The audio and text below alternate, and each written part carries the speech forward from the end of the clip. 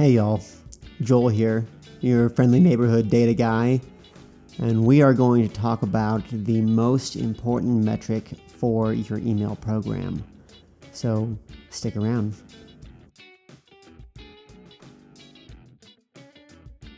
Hey everyone, we're going to talk about a metric that is going to totally change how you think about the readership of your email program, and that metric is called active readership.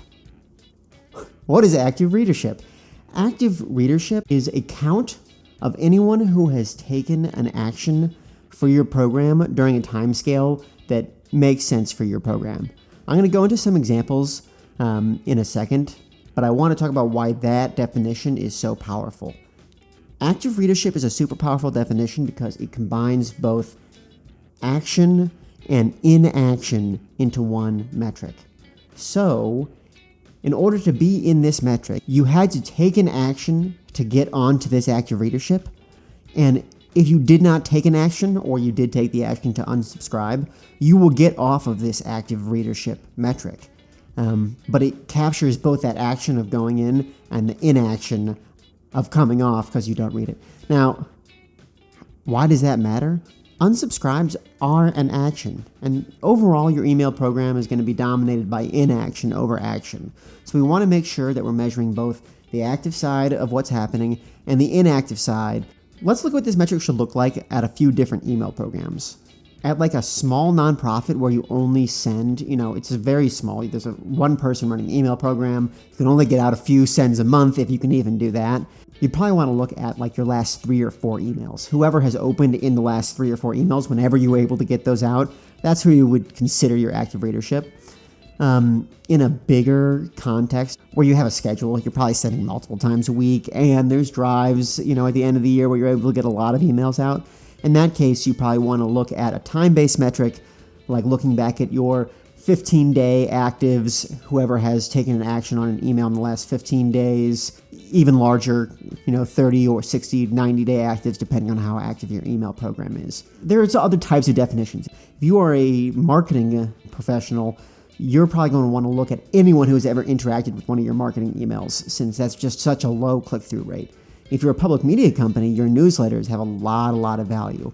And so you probably want to look at, a different measure. You're probably in that 15-day active range, I would say, for a public media company. For like the New York Times, this super fast-paced environment where lots of people rely on your daily newsletter, that's like, kind of a star of inboxes. You might have a bunch of different categories for this. You might have people who open your last 3 newsletters in a row, or your last 7, and people who opened 1 out of the last 7, and you could have different categories for that. But the same metric, the number of people who are currently very active with your program, can work across different companies in different contexts. The thing that ties them all together is that it's both a measure of action and inaction. And you just got to find that proper time period or number of emails to determine when that inaction has happened. So, what should these look like? Well, let's go into some charts that I got for you so that we can talk about what active readership would look like. And let me just characterize this chart for you. We're going to start off at about 100,000 active readers, and we're steadily going up over the first couple months of the year to 120,000 active readers. Great, we're seeing the up and to the right motion. Then we obviously see a huge shelf. We go from 120,000 active readers to up to 150,000 active readers. We really want to discover what happened there. Like, we want what caused that big bump. And then, we kind of see that up into the right direction continue. So we see a general trend with the shelf in there, and we want to understand the shelf better. Well, in order to understand that shelf better, let me compare active readership to a couple other metrics. So in this first metric that we're going to compare to is my total subscribers. My total subscribers is a metric that I would call one of these up and to the right metrics. It's a metric that can kind of only go up and to the right. More people are going to subscribe to your list than are going to take the action of unsubscribing to your list. That's just, I don't want to call it a law of physics, but subscribing to your newsletter is one action. Unsubscribing to your newsletter is a second action, and I would bank on more people taking only a single action than people taking 2 actions. When we compare our total subscribers numbers to our active readership numbers, first of all, our total subscribers are way bigger because it includes people who haven't opened an email in 2 years, especially as we're looking at the left side of the screen. Hint, hint. When we're looking at our active readership, we also see these little up and down bumps as we're going through. What's happening there? Well, well-performing emails or poorly performing emails are bringing people into, or very exciting subject lines are bringing people into this active readership metric, but maybe they fall out because they didn't read an email for a while again. Whereas our subscribers numbers, we're only seeing those unsubscribes come out. Those unsubscribes come out of our active readership too. You have to be subscribed to be in the active readership, but it takes a lot more to be in there. So we have these two different shelves, and now we're very, very confused. Like, what is going on with these two shelves? Let me first talk about what is happening with the total subscriber shelf. So with the total subscriber shelf, what is happening is that inactive email addresses were cleared by some sort of process. It could be an engineering process. It could be that you went in and deleted all these emails that were more than 90 days old, or it could have been that there was a bunch of spam emails where, it was hotmail.gov or some other crazy domain that it turns out that you had tens of thousands of, and someone took it upon themselves to cut them out. The point is, you may or may not know what's happening there. Either way, we're not getting the same information that we're getting from our active readership, but with this, we have the added difficulty of this inactive email address thing is something that people are going to take care of a couple times a year, even with basic list hygiene. So you end up having to account for that in this number, and there's not a good way of understanding that. I realized just skipped straight past list hygiene. Let me just give you super quick thoughts on that.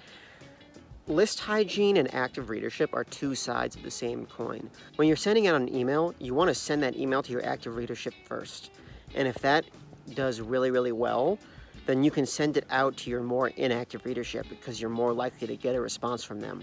And if you refrain from sending out, not your best performing emails to your users who are not very likely to open them, then when you go to send your impactful emails, they're going to land at the top of their inbox. The main email clients like Gmail will send your emails to spam or send your emails to promotions or whatever is not the primary inbox. If you're sending to a bunch of people who are not interacting with your emails. If you're sending most of your emails to people who interact with them, then Gmail is going to promote you to the top of inboxes. That still leaves the question of what happened in our active readership number. So with our active readership number, what happened was we had a media event. And I wish I could tell you that this shelf, there's a lot of possible different causes that, this public media practitioner wrote the very best newsletter that has ever been written. It got these open rates that went through the roof, and our active readership, spiked. That's what's happening, kind of these smaller bumps, and that's really what is happening is that this is an excellent newsletter, and it's consistently on this up and to the right trajectory. So this is already a great newsletter and already a great newsletter practitioner. What happened here is that this newsletter was able to take advantage of a media event. And there's just no great email that can stand up to lots and lots of press coverage of what your nonprofit cares about, of what your media company specializes in or localizes to you, or what you're interested in marketing. And so I wish I could tell you that there was an easier way to bump, who's reading your newsletter.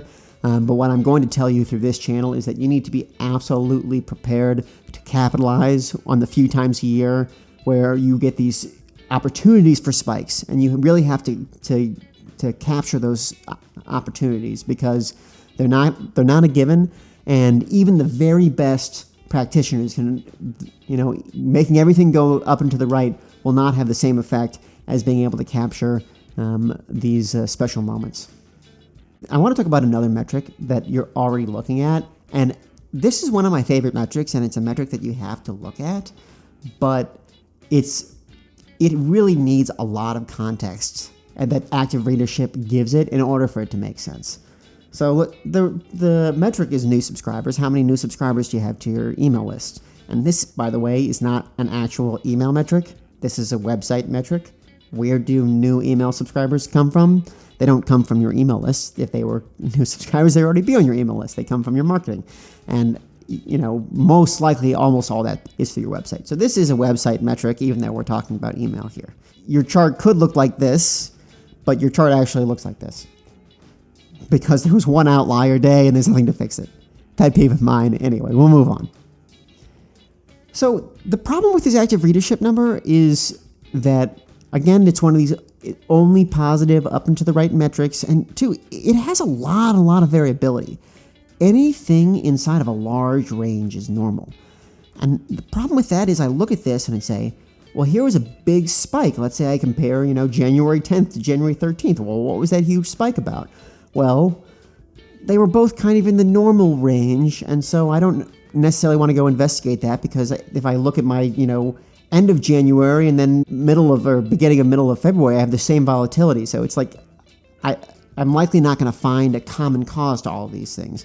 I probably would investigate my 11,000 new subscribers and see that a media event had happened, and that would be great. I would be able to identify that, but I would really lack a lot of other context to what is happening. So my active readers was able to display the media event, to actually show the scale of it better than all our other two metrics. You can see that the scale is barely, these other metrics could not contain the scale of the media event. It's a must-have metric for you. My big takeaway here is that when you're measuring your email program, you need to measure inaction as much as you measure action. People who take actions are likely to take further actions, and that's awesome. That's our best indicator. But if we're only taking advantage of the signals that come from action and not inaction, we're really missing probably the larger piece of the puzzle with many of the people on our list who are not doing very much in the day-to-day. So consider using something like active readership. And if you have trouble and want to talk about how this should look for your organization, please reach out. You can check me out at shoveldata.me, and I would love to have a conversation and be your neighborhood data guy, dig into your data.